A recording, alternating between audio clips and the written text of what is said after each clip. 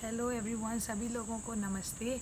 आज का जो मैं वीडियो बना रही हूँ ये है कि किसी को कैसे माफ़ करें, हाउ टू फॉरगिव एनीवन। सो माफ़ करने का मतलब क्या होता है? माफ़ करने का मतलब होता है कि आप उस इंसान के प्रति, उस इंसान के अगेंस्ट कोई भी बदले की भावना ना रखें, किसी भी प्रकार का नफ़रत ना रखें और किसी भी प्रकार का द्वेष आपके अंदर नहीं होना चाहिए। ये होता है माफ़ करने का मतलब। सो अगर आप एक बार माफ़ करने का मतलब समझ जाते हैं तो आपके सबसे पहला पॉइंट है कि किसी भी इंसान से, कोई भी हो, कि कोई भी ऐसा इंसान हो, आपको उससे बदले की भावना या फॉरगिवनेस होनी चाहिए। बदले की भावना ख़त्म करके फॉरगिवनेस होनी चाहिए। फॉरगिवनेस से क्या होता है, उस इंसान के साथ तो अच्छा होता ही होता है कि आपने उसे माफ़ कर दिया है, वो इंडिपेंडेंट हो चुका है, बट आपके साथ भी अच्छा होता है। आपके साथ क्या बेनिफिट होता है? जब एक पॉइज़न, सिर्फ पॉइज़न अगर एक पॉट में डालते हैं तो पॉइजनस पॉट होता है, जहाँ से पॉइज़न आया है वो तो रिलीज़ हो चुका है, तो जहाँ से वो नफ़रत और वो लड़ाई झगड़ा गुस्सा है वो तो आपके पास पहुँच चुका है। लेकिन जहर क्या बन रहा है? आप अंदर से जहर बने जा रहे हैं। तो उस जहरीले चीज़ को निकाल के फेंकना होता है फॉरगिवनेस, कि आप फॉरगिव कर दिए, आप आगे बढ़ गए। फॉरगिवनेस का मतलब बिल्कुल ऐसा नहीं है कि कोई गलतियाँ रिपीट करते जाए करते जाए करते जाए, आप माफ़ करते जाए करते जाए करते जाए एक्सेप्टेंस के लिए। बट इसका मतलब ये होता है कि releasing out your own soul, अपने आप को इंटरनली आप रिलीज़ कर रहे हैं कि हाँ, मुझे कोई भी चीज़ होल्ड नहीं करना है, कोई भी चीज़ मेरे ऊपर ओवरटेक नहीं कर सकती है। This is the main point. So forgiveness begin कैसे होता है? फर्स्ट ऑफ ऑल, आप अपने ईगो को ड्रॉप करिए। अगर आप जानते हैं कि वो रिलेशनशिप, आपके वो जो रिश्ता है वो आपके ईगो, आपके एटीट्यूड या कुछ भी करने से ज़्यादा इम्पॉर्टेंट है।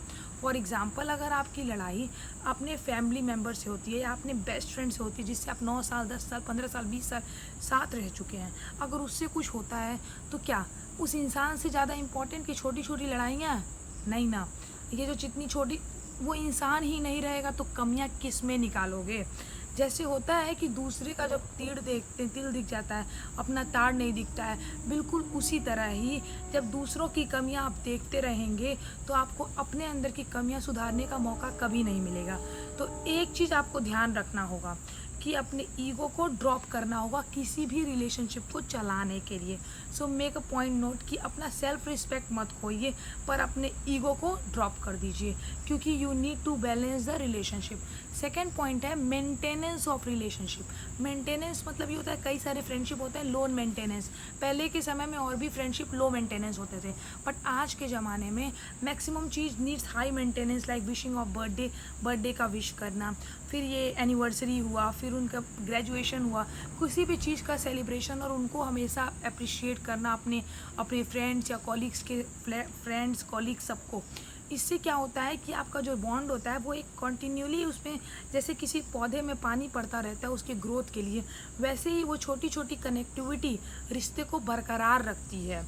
Last but not the least, most important point ये हमारे सामने है कि हम किस तरह से एनालाइज करते हैं कि रिलेशनशिप को वैल्यू कब देना है, कौन सी रिलेशनशिप को नहीं देना है। And it is very common that ये जो रिलेशनशिप है और ये जो हमारे अंदर फॉरगिवनेस की भावना नहीं है, ये बहुत इंटर रिलेटेड है। The more you expect, the more you don't want to forgive, but you know that आप जिससे प्यार करते हैं आप उसी से उम्मीद करते हैं। तो अगर आपका प्यार करने वाला ही गलत कर रहा है तो उसे माफ़ करके अपना लेना ही बेस्ट चॉइस है। अगर कोई भी चॉइस नहीं है तो yes, we have to move on with lots of things, but grudges के साथ नहीं, अंदर नफ़रत और दुख के साथ नहीं, बट रियलिटी और सच्चाई को एक्सेप्ट करके।